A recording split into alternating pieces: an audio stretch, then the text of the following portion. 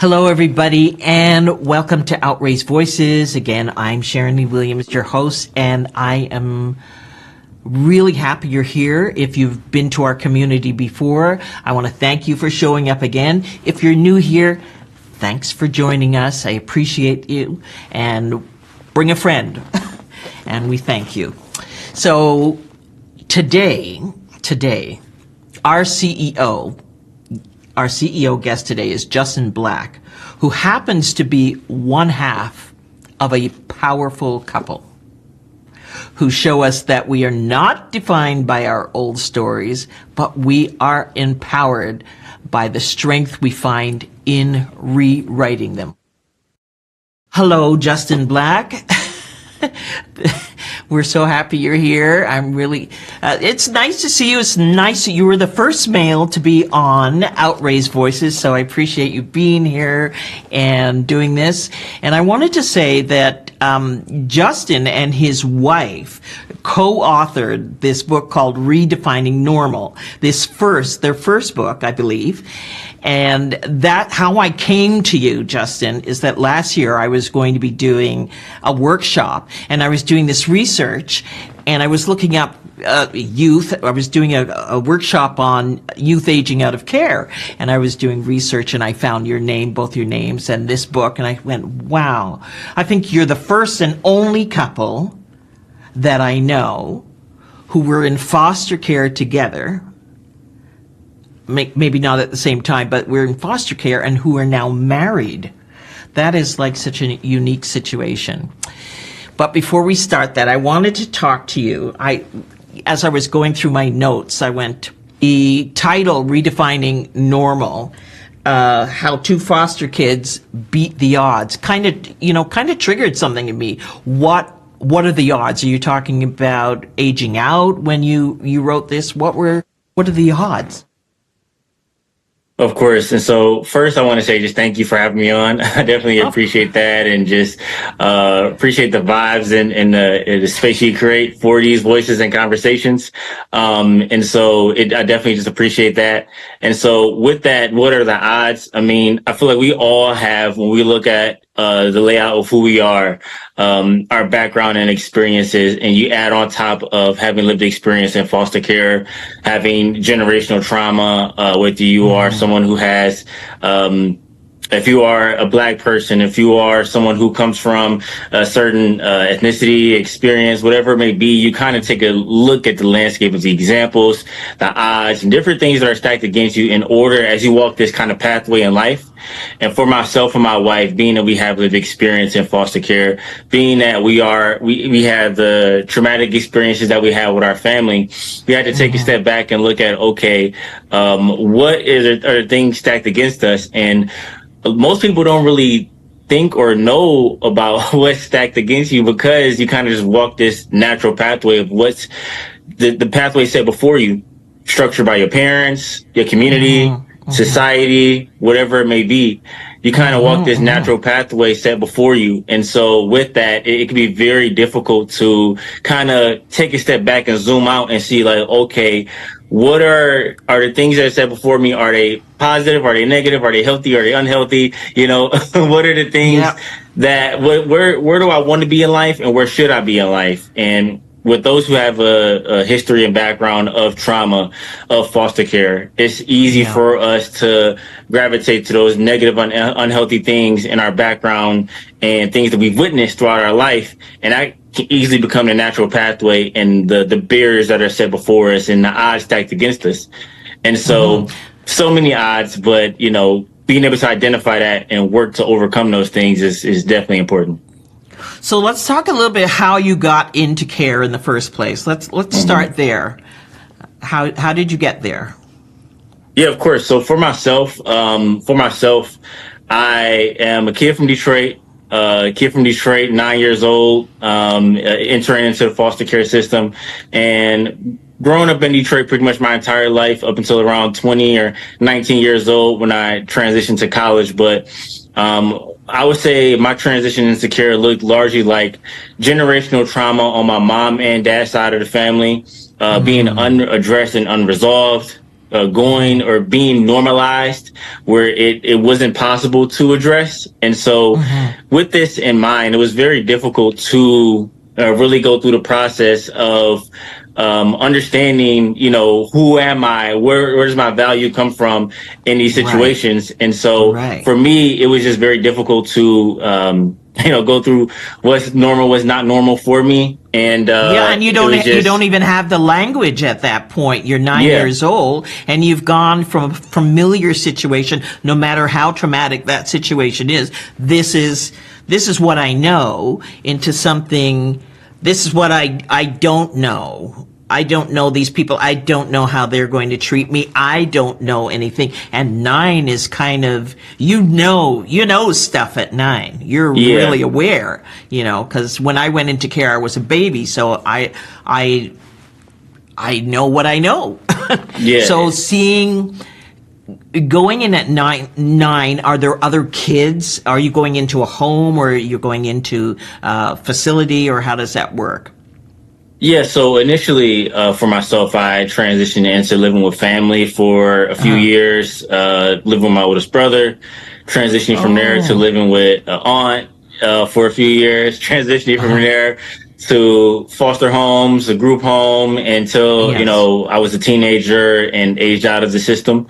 And so traveling through a few different placements, and while, it is very, unstable and uncomfortable to be in as many homes as I've been in, it was definitely, I guess from this perspective now, definitely blessed to be able to be in the position that I was in, to be with family for a little bit, still have that connection. And, everybody has a different experience in foster care, where some people may need to go back and try to find their biological family.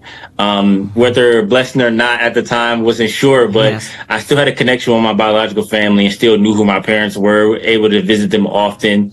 And because of addictions and different life circumstances, I wasn't able to really live with them at the time, which seeing them, and again, everybody's situation is different, but being able to see them in some ways was helpful with closure, but on the other hand was like, hey, Mom, Dad, why can't I live with y'all? Like, what's going on? And had to have some hard conversations in because of their addiction and lifestyle choices and things of that nature. I wasn't able to exactly live with them or have that normal parent relationship that most bonding, people have. The bonding.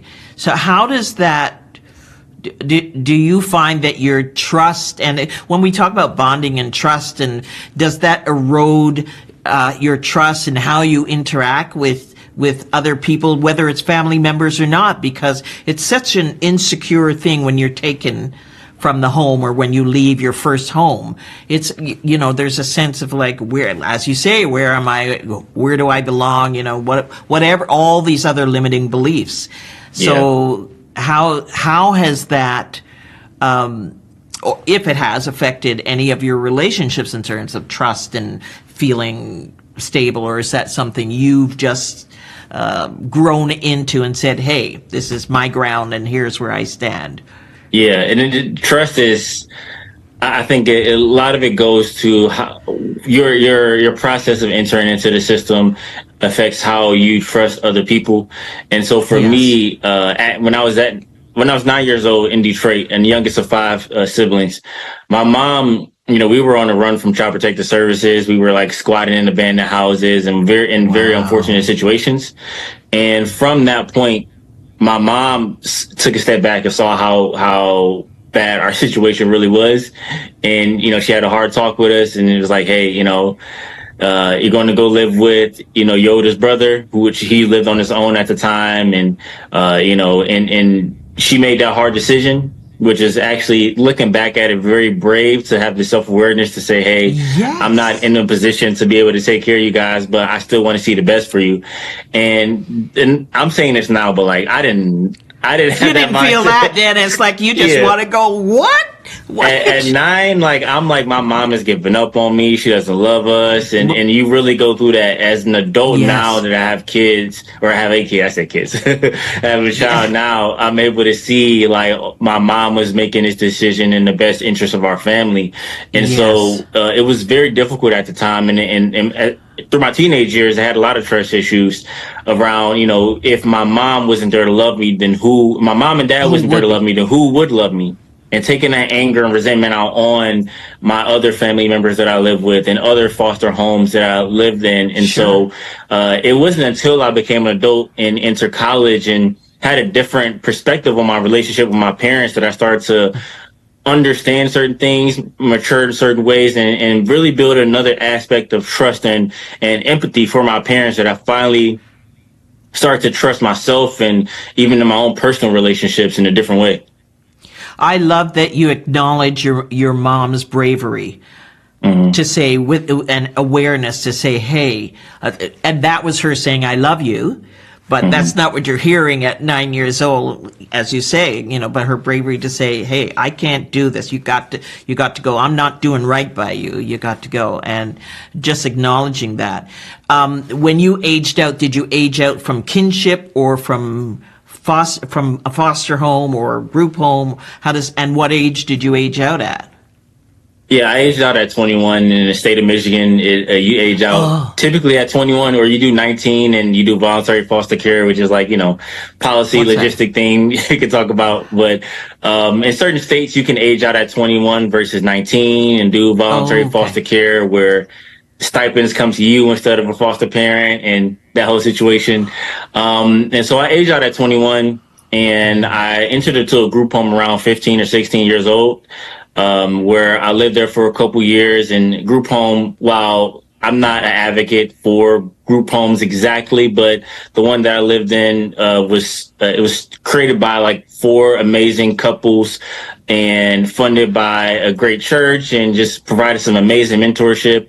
I was able to see successful Black businessmen and women and just be Oh, that's surrounded by people who fabulous. really believed in me and loved me. And they told me that I was going to college. Like, you're going to be That successful. You're going to do some amazing things. And nobody ever believed in me like the people who started this home believed in me. And I really worked toward, being successful, not even for myself, but because I didn't want to disappoint them. And How did so, you acknowledge? How did you trust in the beginning that they were really supporting you, or you were waiting for the other shoe to drop until you actually stepped into that belief? Yeah, they really want me to do well. well, it was a unique situation because at this point I transitioned from a few different homes, and Yeah. and my mindset at this point was like, listen, I would do my best to just have somewhere to stay. And I remember, and I wrote this in our book, Redefining Normal, this line where I talked to the house parents and I said, whatever you do, just please don't give up on me. I'll try my Oh, best, but just please don't give up on me. And so I tried to do my part, and I told myself, if for whatever reason I get kicked out of this home, and I think that previous homes that I've been in before that, it was a lot of my end, it was a lot of their end for the parents in the house. But I told myself going into this group home, like, listen, if I leave this house, it's not going to be because I did something crazy or I just broke the rules or anything like that. I will do my part and do my best.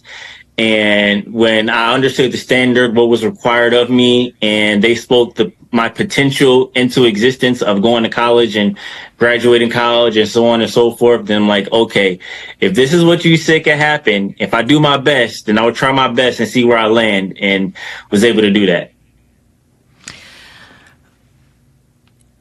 in the group home, how many are there other, before we get to Alexis, but in the group home, are there other kids? Are you in an all male, or is it a mixed group, or how does that work for you? Yeah, it was structured where it's about 4, 5-ish boys in a house with like house parents and mentors where, we meet like kind of certain standards and requirements and things of that nature. And so and they had like another home for girls eventually opened. And so it was kind of the structure where we would just, go through different skills and see where we wanted to be as far as job, college, career, things of that nature. And so it was very focused in that way. We're not too many boys in the house. I mean, 4 or 5 could be a lot.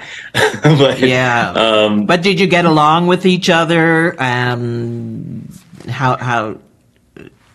I mean, it depends on who was in the house at the time. Oh, that's true, because it's not a consistent group. It's kind of an open door. People come in, kids come in and kids go out. Is that how it works? Yeah, I mean, a lot of times, unfortunately, there were guys in the house who very aggressive or want to fight, who just have different experiences, who may not, for how the house was structured, may not be the best fit. And so, guys fight each other. And so, it's very, kids do come in and out and as part of the process, but being able to, I know a lot of people who were in that house who, really took in the mentorship and really just did the best that they could. And I always hoped that I was one of those kids.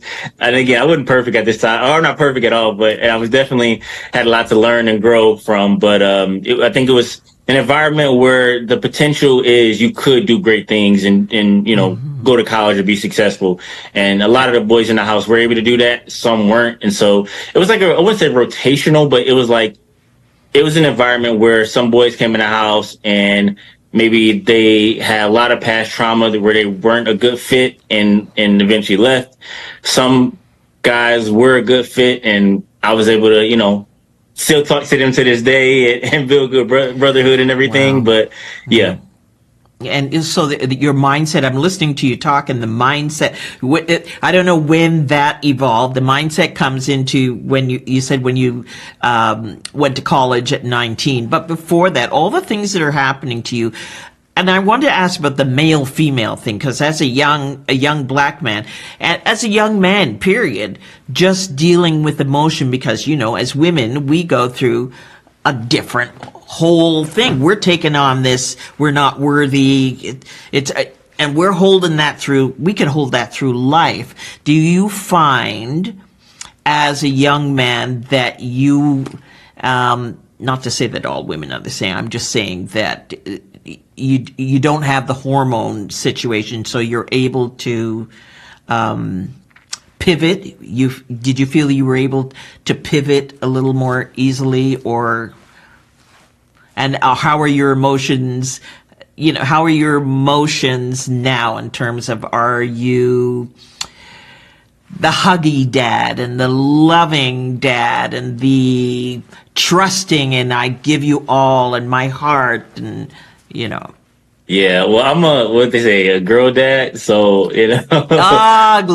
I'm always loving on my baby and trying to hug and kiss her and everything, and so I do try to be a loving. I just want to instill a sense of joy and a sense of making sure that my kids always feel loved, and that I just know a lot of kids, or if you do grow up in foster care or even in a single parent, 2-parent household, I never want my household to be somewhere where it's like my child is afraid to come home, annoyed by coming home, or our household is filled with love, joy, and respect for each other. And so I always want to make sure I instill those principles in my household. And so that's something I want to always do, and start that with my marriage first, but have that trickle down to my child as well.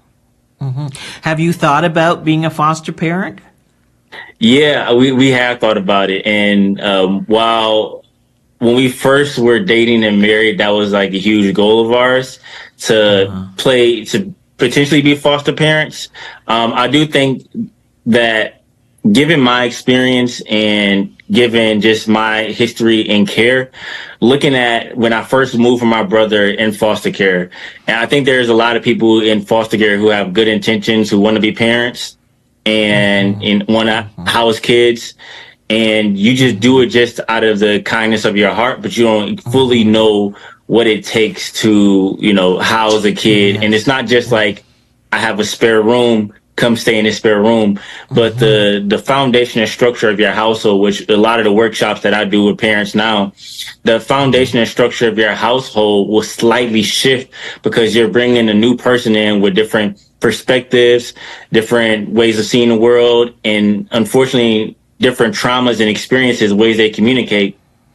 And so given that both me and Alexis have lived experience and care, while, you never know, God may call us to foster and adopt one day, but as of right now, I know that I have a role in the child welfare system of mentoring, of donating, of training, of every single thing that I can do and give. At this moment, I mean, I'm still, trying to figure out my life and where I'm called to go and trying to figure out different steps. And so I don't think, maybe in the future, maybe in my a certain time, but as of right now, I don't have a strong yes or a strong no, but we'll see where things go in the future. Well, you know what, Justin, and I asked you that question because for years I thought about it, and coming up on this interview, and I thought, well, why didn't I ever do this? I mean, I had reasons. Certainly I was busy, but why didn't I do this? What I think for myself, there was a fear of a me situation. Would I be good enough to bring a child, what you're talking about, to bring a child in with all my mindset? I think there was some kind of fear in there. But I always thought I should be doing this, but I couldn't do it. I just couldn't step into that role. So I asked you that question because I think as a foster child, I think it's challenging to say, and I haven't met foster parents yet who have foster children or adopted, or maybe adopted, but not fostered children. So I just think it's just a curious situation that how we see ourselves as foster children and bringing foster children into our home. So that's why I was asking you that. You want to, your heart goes, yeah, I want to do this, but the other part goes, I'm afeared. I'm afeared. I was a little, I just know so many people who come in this space with good intentions, and I've lived in like a couple houses where people have good intentions. Hey, we have a spare room. We don't want to see you homeless. We're going to help you out. And while I do strongly advocate for, current and former fosters to have housing, to have access to these basic needs, I think sometimes it could be counterproductive and cause even more issues if you are not trained and prepared for, hey, this is what you can't just provide a bed in a room. There's so much more that goes into that. And while our marriages, our households and things may not be perfect, I do think that, I'm a newlywed. I've only been married for like 4 years, which is still kind of new, I guess. But, I love it. We're going to get to that, how you met Alexis and all that. Yeah. Yeah, I think it's so much more I need to learn about marriage and learn about parenting my own child to be able to bring a child in with unique experiences that I need to learn about myself as a young man and develop and grow to be able to invest. And I always advocate and say, listen, even if you're not fostering and adopting, like, mentors have changed my life. And the reason why I'm here standing or sitting before you is because mentors have invested their time, money, energy, and effort into me. The reason why I went to college and did what I did is not even because of a parent or foster parent. It's because of a mentor who spoke life into me. So I think that, just because you're not fostering and adopting doesn't mean that you don't play a role in investing in the lives of young men and women. Absolutely. Absolutely. I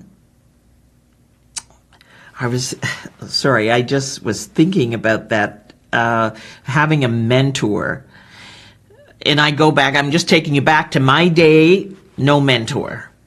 We didn't have mentors. So I aged out at about 16. That was somewhere in there. And I say this is a different experience, of course. And I aged out thinking, this is great. I'm going to have freedom. I'm going to have no rules. And then all of a sudden I was out there and I hadn't a clue, not a clue, how to really deal with the reality of life. And, oh yeah, I have to go and get a job now, and I have to do X, Y, Z. So when I hear you say you aged out at 21, I think that's so important. You're becoming who you are at that age. 16, 17, you're just out there in the elements, and making a few missteps, even if you're not a foster child. But so you being a mentor, I think is very important. We need more, especially men, especially black men, who are doing it. But have you? I guess one of the questions too I had: were you in a white home at any point, or a non-black home? Did you have that sort of transracial experience? Interesting enough, I don't have that experience. No. Yeah. So yeah, live with that's a whole other family thing. and coming in foster care, and from my brother, from my aunt, and going into live with then my brother's friends' parents. And so I've grown up and going into the group home, the house parents are black, and so I never really had Yeah. like no, I never. I guess I never had that. No. Just because I've had that conversation with people, transracial adoption, which can be challenging within itself. Do you still get triggered by things from your Well, I trauma? still get triggered by things. I haven't been in a while. I'm trying to think of the last time something triggered me. I don't know. It's been a while. I don't think so. I mean, I'm sure. I think we all have our triggers and certain things. Yes. I think I've coped with a lot of things in my life, and like my mom passed away in 2020. Kind of a spoiler if you haven't read the book yet, I guess. But my mom passed away in 2020, and my dad is still alive. And one of the things I've coped with a little bit is just the role of my dad right now. And for a while, I thought of, man, like, what would I'm still alive, and like, why wouldn't my dad want to be more intentional? I don't really talk to my dad as much. We call like every blue moon or whatever.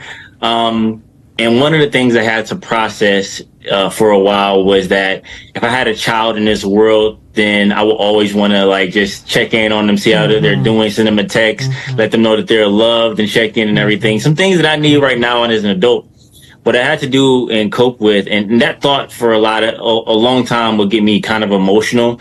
But I think one of the things I had to cope with is that, I'm beyond blessed with the people who do love me and who I've surrounded myself with. And even my dad, now is like, I'm not angry or resentful at all. It's just you deal with people's experiences, and while you may be looking for a text or a call or people to check in on you every day, people's lived experience from their childhood and their teenage years is kind of manifested in the relationship they have with you now. And that may not be how they express themselves or know, and people can't read your mind, so going through that process is something that for a long time kind of hurt me, or kind of that thought triggered me a little bit. But I think as of right now, I think I'm just kind of figuring this thing out called life, and trying to be the best father, husband, man of faith, and entrepreneur I can be. All of this is wonderful. So let's talk about Alexis. How do you meet your wife? Yeah, so interesting story. This is like the first chapter of our book, Redefining Normal. And so it goes into, so I'm from Detroit, and my wife is from Flint, Michigan, and we met at Western Michigan University. So there's a program at the university called the Seed of Scholars Program, and the Seed of Scholars Program is for foster youth in higher education, and they provide I feel like every college kid could use a campus coach just to help them navigate life and this transition into college. They provide a campus coach for students in this program. And with students in this program, you basically just meet with your campus coach once a week. They have different programs just to get together and just check in, different fun activities for, the students who are a part of the program. And one of the things that they do is a summer early transition week, called Set Week, where before the semester starts, you have like this week long, thing where you meet people in your cohort. You kind of talk with them and connect with them. Yeah. And on the first day of summer early, transition week, I met Alexis, and the first person I met in the program. And I talk about how, I just sat at a table and tried to make small talk. Maybe I tried to flirt a little bit. I don't know, maybe. She said I did, but I thought I should make a small talk. But we met, and it was just like, we just easy to talk to and have conversation with. And that entire week, just me being in a college environment, kind of shy and nervous. I just kept going back to our conversation with her. She was just easy to talk to. And so I did get the number by the end of the week. And then, we just talked all summer from there. And that's where it all started. Mm-hmm. And when she talked about her experiences with you, about going through care, and did you feel that, you felt you could support one another, but age-wise, where were you mindset and where was she mindset? Did you find that you were sort of going along the same path, or you were in the same mindset of growth mindset? Mm-hmm. Yeah, so when it comes to our experiences in care and forming a relationship, one of the things that we wanted to be intentional and careful about is that we're not trauma bonding. And so it's common for people who have a history of trauma or foster care to trauma bond, and it can be very abusive and unhealthy, and you're just dependent on each other because you just know each other's background, which can be hard. And so we were kind of slightly going down that pathway a little bit, and we had to take a step back and say, all right, how can I work on myself individually? How can she work on herself individually? And so we really did some reflection around me finding a counselor. I had a bad relationship with counselors in my childhood. So, me revisiting that conversation of finding a counselor and finding more mentors in this environment where I was in my life, being in college. And so really building a community base a support for myself individually, and also her building mentors and, counselors and support for herself. And so we have this funny line in the conversation in the book where she asked me, we had this conversation around counseling. And I say, I don't need a counselor, I have you. And she was like, no. And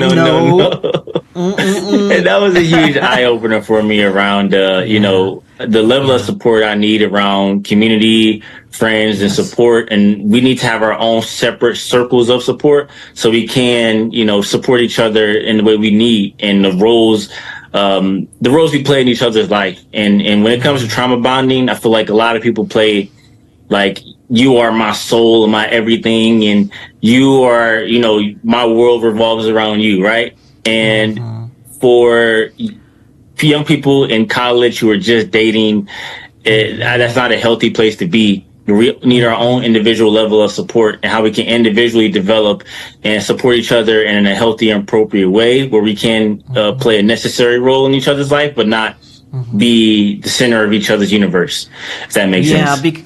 Yeah, absolutely. Because I was as you're speaking, I'm hearing this where people say sometimes, my better half. No, you don't want your better half. You want to come as whole as you can be, and the other person come as whole. That makes for a great, I think, relationship. And it sounds like you all talked it through before you stepped out and said, okay, yeah, we're going to take this to the next level. We're going to get married. So you had individual counselors. Did you have marriage counselors to take you through that, or you just worked it through on your own because you had individual counselors, or how did it work? Yeah, we were intentional about doing both marriage counseling and individual counseling. And I think even to this day, making sure that we understand where we are and, how do we deal with the stressors and the different situations of life in general. I mean, that's what every married couple deals with and goes through, whether you're foster care or not. And so one of the things, that we didn't anticipate is how different life situations trigger certain things. And so where you currently are, as we were preparing to get married, you'd be maybe good in that point, but how can you prepare to communicate in certain ways? And how can you support yourself and one another when you are married and going through different things in life, or one person may be triggered, or I may be triggered, or, throwing in being a parent at the same time, and how do you process and go through those things? There are things that we didn't exactly know how to do, or most people probably wouldn't know how to do. You just kind of start to figure it out. But also, I think that's more of the conversations I'm having now with much of my peers around, okay, so in foster care, you get to this level where hopefully maybe individually you start to live a healthy lifestyle. And then you find a partner, and then hopefully you can find a healthy relationship. Then you start to build from there. But then you get to this point where you're either married or you have a child. And most of my friends that I know, they say their parents are moving next to them so they can, take care of their child, and they're not triggered by seeing their child grow in certain things. And so there's certain levels of barriers you need to overcome, from the individual barriers to the relationship barriers to the parental barriers. And for a lot of youth who have experienced foster care, who now are basically parents now, we are not trained or supported with family support, and people around us. And so that's difficult. So what is a tool that you use? What is a way of coping? Do you have a strategy? Do you meditate? I know you said you're faith-based, so I understand that. But is there a tool that you use in terms of, okay, when I'm going there, let me go here? Yeah, so like I said, faith is a huge one, but also trying to make sure I'm accountable, see where I can get better, and just take a step back and see, one, how I could do better, alone time with how I could be a better father and a better husband, but also watching I think this is underrated, just watching other fathers and husbands and people who you want to learn from, trying to be around them. I think that if you want to be a great mother, try to seek out support from other great mothers. And we live in an age where the internet is real, so you can reach from a peer from across the country and schedule some Zoom calls and conversations, or just to cope and cry, whatever you need to do. I remember when I was, I found out Alexis was pregnant, and I'm like, I don't have the best relationship with my dad. I need to talk to other dads and see what they do. And so I just started reaching out to other dads in the community, or other dads that I know across the country and around this foster care network, around ways of support, and having those conversations. And so trying to be intentional with reaching out and knowing that I don't know everything. And so learning from other people has always been huge in my life, from being a teenager in that group home to now as a father and husband. And I noticed when I struggle the most in life is when I'm starting to be isolated, when I don't have people to talk to, when it just feels like me. And even when I'm married and in this family, I feel like alone. That's when I do get upset, or I let the worst parts of me rise to the surface level. But when I am surrounded by people who I can learn from, I can cope with and talk to, that's when I see the best versions of myself. So when you say you don't do well, or when you're alone, is it a choice? Did you pull back there? Are you pulling back and saying, oh, why am I pulling back? Or it's just you're alone? What do you mean? You've chosen to be alone, or you're in a situation where you just feel, I don't want to deal with people, and then you realize, no, I have to deal with people because I want to be with people because I'm not in a good place? Yeah, I would say even not just physically isolation, but probably emotional isolation of like, of I think a lot of times when situations in life come up, and difficulties in life come up, we have a choice of how we want to deal with that. I think for most of us, it's easy to just kind of self-isolate and just kind of go in this corner by ourselves, when really I think these hardships in life are meant to be shared, and we're not meant to carry the burden by ourselves. We're meant to carry the burden with family, friends, community, and everything, but it's so easy for us to just deal with everything on our own. And I don't believe that the weight of the world is meant to be carried just by us individually, but we need a partner, a friend, or someone to carry this load with us. And so I know this just for myself, and I'm sure other people as well. When we feel the weight and pressure from the world around us, we start to isolate, and it gets the best of us. But I need people to continue to telling me, hey, even though you're struggling right now, you're still a great man. You are still a great father. You're still a great husband. I see how hard you're working. We need those words of encouragement. And I don't know if you or your listeners have taken the 7, what's it called? The love languages exam. The love languages exam. But when we are down, maybe it's words of affirmation. Maybe it's, words of affirmation, gift giving, whatever. You can look it up, the different affirmations and everything. But we need those things, and we need people who could pour that into us when we are going through tough times. And I'm always forgetting that, but I know I need to work on that more. So when you look in the mirror now, the Justin from 9, 12, 15, 20, when you look in the mirror, who do you see now? What's that? Who do you see? Who's reflected back at you? I know you, but who, what's the power in that mirror that you see? Yeah, I always think, and when I look back, I've lived so many different lives. I feel like I've lived like 4 lives in one. Thanks. And when I think about, if like a cat, should be smooth sailing. Should be smooth sailing from here on out, then, right? Oh, I guess so. Yeah. But I try not to look in the rear view too much, but I do feel when I think about these experiences, who I was as a teenager and being an angry kid who wanted to fight all the time, or who would just do things to hurt himself, hurt other people. I ultimately, looking back, I'm proud. I'm blessed that I survived a lot of those situations. I'm blessed that where I am right now, and just proud of like the development, because I can't imagine being the same person I was at 13 and 14, the anger, the bitterness, resentment. I try to just zoom out when you zoom in on a particular situation or something you fail at or struggle with, you could think that this failure or current situation in life is all that there is and makes up everything. But once you zoom out and look at your life from like where you were, whether it's 9 years old, entering foster care, or who I am right now, I think I get a sense of perspective and a sense of joy of where I am and where I've landed, and just such gratitude for the opportunity. Yes. I love that you're using joy. I want to ask you, what is something that someone said to you that lifted you up, that encouraged you? One thing that you can remember that someone said that helped you to move forward? Mm-hmm.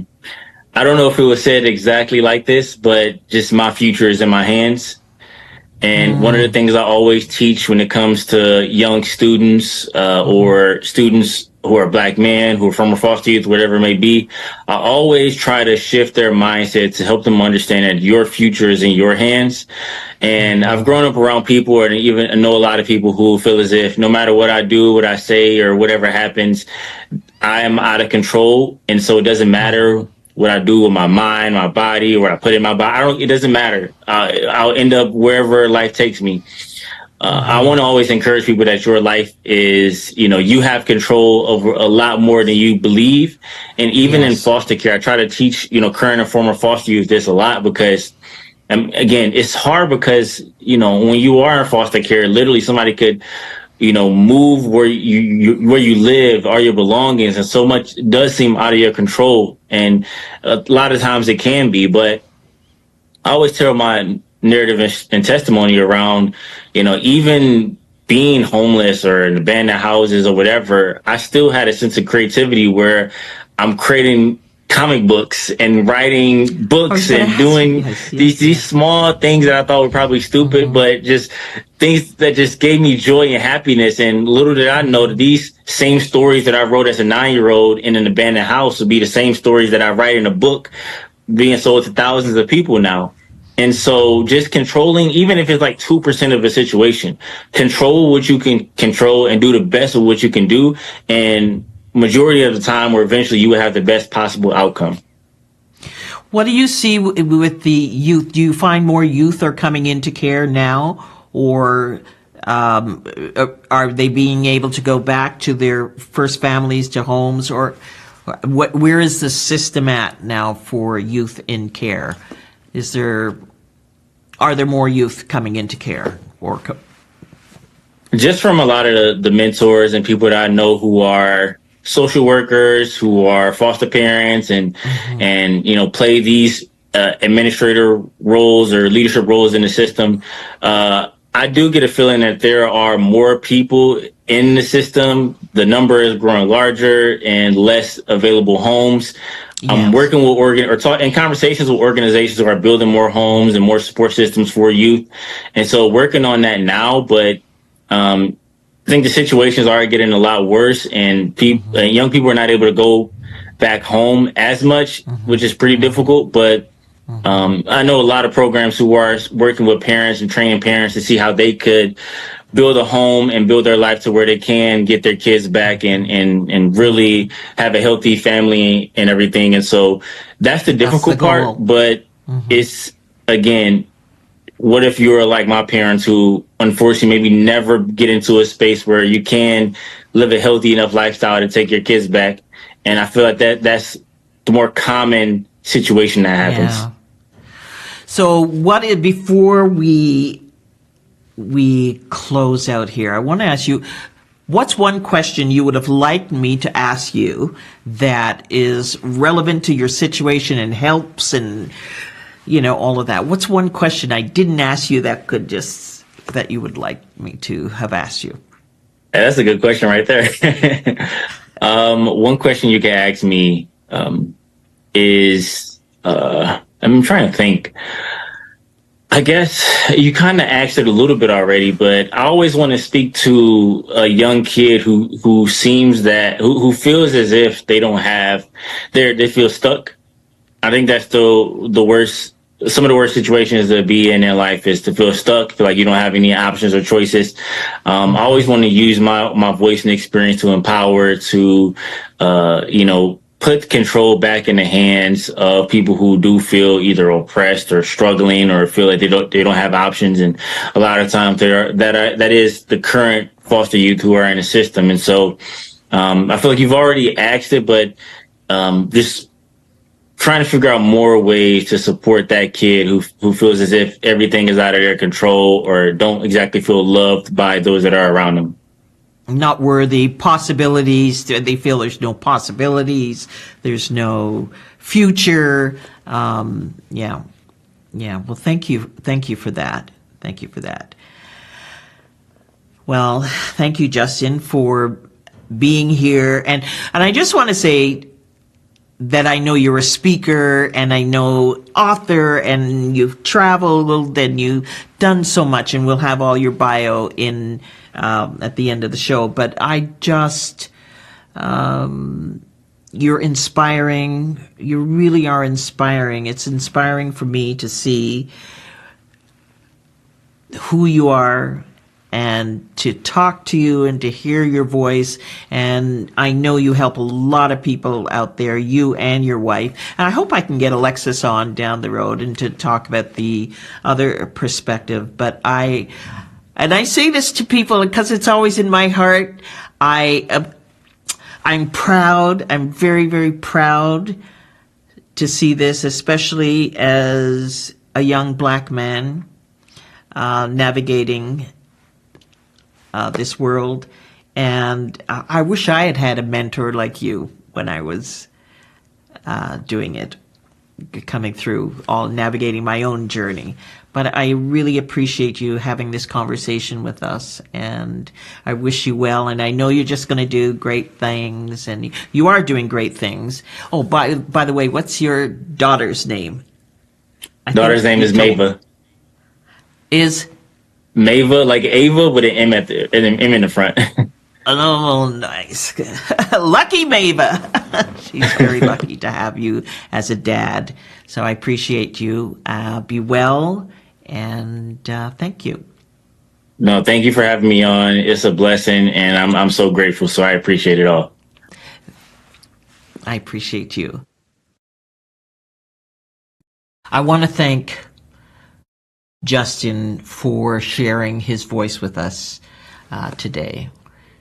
And as we embrace the journey of redefining what normal means for each of us, let's remember that our stories are not limitations, but invitations to create a life filled with purpose, connection, and hope. The pen is in your hands. How are you going to write your next chapter? Until next time, I'm Sharon Lee Williams, and this is Outraised Voices.